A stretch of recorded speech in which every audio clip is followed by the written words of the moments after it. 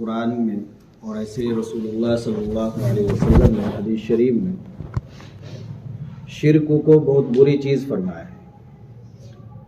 یا قوم اعبدوا اللہ ما لکم من الہ غیرہ، سورہ اعراف میں اللہ تعالیٰ نے اللہ کے نبی صلی اللہ علیہ وسلم فرماتے ہیں کہ اے میری قوم، اللہ ہی کی عبادت کرو، اللہ کے علاوہ کوئی معبود نہیں ہے۔ عبادت کے لائق، بندگی کے لائق، پرستش کے لائق صرف اللہ ہی ہے، کوئی اور نہیں ہے۔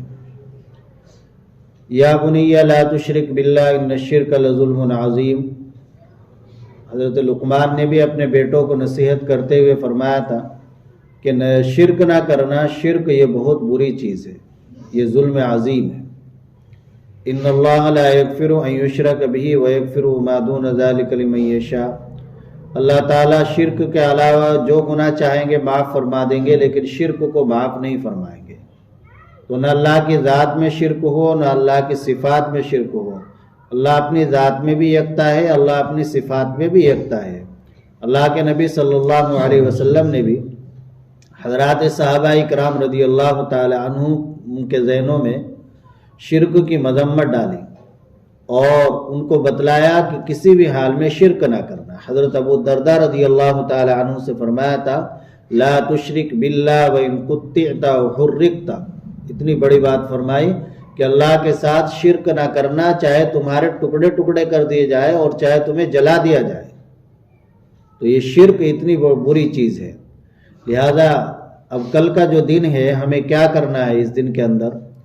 ایک کام تو یہ کرنا ہے کہ اس دن میں ہمیں خاص طور سے نمازوں کا اہتمام کرنا ہے۔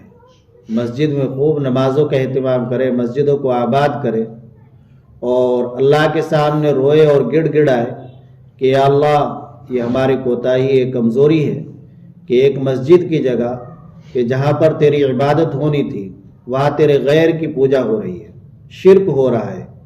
یہ ہمارے کوتاہی ہے، اس پر ہم سب شرمندہ رہیں گے، اللہ سے معافی مانگے اور اللہ سے مدد بھی طلب کریں۔ اور شرک کی برائی، شرک کی مذمت، شرک کتنی خطرناک چیز ہے، یہ خود ہمارے ذہنوں میں بھی ہو اور ہماری نسلوں کے ذہنوں میں بھی ہو۔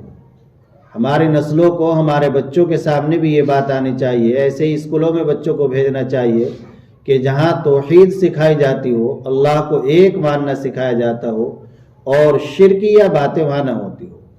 شرک کا کوئی بھی کام ہو، اس میں کسی طرح کی مدد کرنا، کسی طرح کی خوشی کا اظہار کرنا، یہ سب شرک میں داخل ہوتا ہے اور گناہ کی چیزیں، اللہ اس سے ناراض ہوتے ہیں۔ تو ایک کام تو یہ کرنا ہے کہ کل کے دن تمام نمازیں خوب اہتمام کے ساتھ پڑھنی ہے اور اپنا زیادہ سے زیادہ وقت مسجد میں گزارنے کی کوشش کرے، اللہ کی عبادت میں گزارنے کی کوشش کرے۔ اور دوسرا کام یہ کرے، اگر کوئی عذر نہ ہو تو روزہ بھی رکھ لے، روزہ بھی رکھ لے، اللہ سے اللہ راضی ہوں گے اور اللہ تعالیٰ معاف بھی فرمائیں گے، اللہ رحم فرمائیں گے، مدد فرمائیں گے۔ اور تیسرا کام جو کرنا ہے صبح سے ہی، بلکہ آج سے ہی شروع کر دے، چوتھے کلمے کا خوب ورد رکھے، چوتھے کلمے کا خوب ورد رکھے، خوب پڑھے لا الہ الا اللہ وحدہ لا شریک لہ لہ الملک ولہ الحمد وہو علی کل شیء قدیر۔ اس کا ترجمہ ذہن میں رکھ کر پڑھے۔ ہم کیا کہہ رہے ہیں؟ لا الہ الا اللہ، اللہ کے سوا کوئی معبود نہیں ہے۔ لا الہ الا اللہ، اللہ کے سوا کوئی معبود، دل میں بھی صرف زبان پہ نہ ہو بلکہ یہ کلمہ ہمارے دل کے اندر بھی اتر جائے اور ہم اس کے تقاضوں پر عمل کرنے والے بن جائے، تب یہ ہمارے کام آئے گا، دنیا کے اندر بھی آخرت کے اندر بھی۔ پھر ہم اس کی برکتوں کو دیکھیں گے جب دل سے کلمہ پڑھیں گے۔ ورنہ آدمی زبان سے پڑھتا رہے، دل میں نہ ہو تو اس سے زیادہ فائدہ نہیں ہوتا۔ ایک استاد نے اپنے شاگردوں کو اس کو ایک مثال سے سمجھایا۔ استاد صاحب کے یہاں ایک طوطا تھا، وہ طوطا کلمہ پڑھا کرتا تھا۔ یہ بلی بھی پالتے تھے، پرندے بھی پالتے تھے۔ شوق تھا تو ایک طوطا ایک شاگرد نے لا کر دیا، اس کو پالا اور اس کو بولنا سکھایا، حتیٰ کہ وہ کلمہ بھی بولنے لگا، لا الہ الا اللہ محمد الرسول اللہ بھی پڑھنے لگا۔ لیکن ایک دن ایسا ہوا کہ بلی نے اس طوطے پر حملہ کر دیا۔ تو طوطے پر جب بلی نے حملہ کر دیا اور طوطا مر گیا تو استاد صاحب بہت روئے۔ ان کے شاگردوں نے معلوم کیا کہ حضرت آپ کیوں رو رہے ہو، ایک طوطا ہی تو تھا، ہم آپ کو اس سے اچھا، اس سے خوبصورت طوطا اور لا کر دے دیں گے؟ انہوں نے فرمایا کہ بھائی میں طوطے کی وجہ سے نہیں رو رہا ہوں، میں کسی اور بات کی وجہ سے رو رہا ہوں، اور بات یہ ہے کہ یہ طوطا کلمہ پڑھتا رہتا تھا، لیکن جب بلی اس پر حملہ کر رہی تھی اور اس کی روح نکل رہی تھی، اس کو موت آ رہی تھی، تو اس وقت یہ تڑپ تو رہا تھا لیکن اس کی زبان سے کلمہ نہیں نکل رہا تھا۔ کیوں؟ تو اس سے میں سمجھا کہ اس کے دل میں کلمہ نہیں تھا، صرف زبان پر کلمہ تھا۔ تو اس لیے مجھے بھی ڈر لگ رہا ہے کہ کہیں موت کے وقت ہماری بھی حالت ہی نہ ہو جائے کہ ہماری زبان پر تو زندگی بھر کلمہ رہا اور موت کے وقت کلمہ نہ رہے۔ تو آدمی کو ڈرتے رہنا چاہیے اور دل سے کلمہ پڑھنا چاہیے، دل سے شرک کو، کفر کو برا سمجھے، اور مشرکوں اور کافروں کے لیے دعا کرے کہ اللہ انہیں بھی شرک سے بچا لے اور اللہ انہیں ہدایت نصیب فرما دے، چونکہ ہے تو وہ بھی انسان، اللہ ان کے دلوں میں بھی شرک کی برائی ڈال دے، شرک کی مذمت ڈال دے، آ بھی رہی ہے بہت کے دلوں میں۔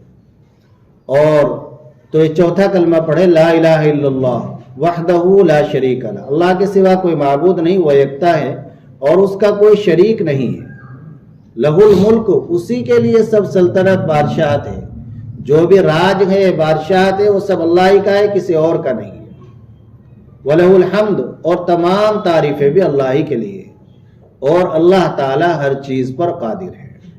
تو یہ تین کام کرنے ہیں، زیادہ سے زیادہ عبادت کریں، نماز کا اہتمام کریں، اور دوسرا کام کرنا ہے روزہ رکھنا ہے، تیسرا ہے کہ چوتھے کلمے کا خوب ورد رکھیں، اور استغفار کا بھی ساتھ ساتھ اہتمام رکھیں، اللہ سے مانگتے رہیں، اور آدمی سوچتا رہے کہ یقیناً یہ ہماری کمزوری ہے کہ جو یہ حالات بنے ہیں اور ایسے حالات پیدا ہوئے ہیں، اللہ تعالیٰ آگے اس طرح کے حالات سے ہماری حفاظت فرمائے اور امن و امان اللہ قائم فرمائے، اسلام مسلمانوں کو اللہ عزت اور شان و شوکت کے ساتھ جینے کی توفیق عطا فرمائے۔ تو اس کی دعائیں بھی کرنی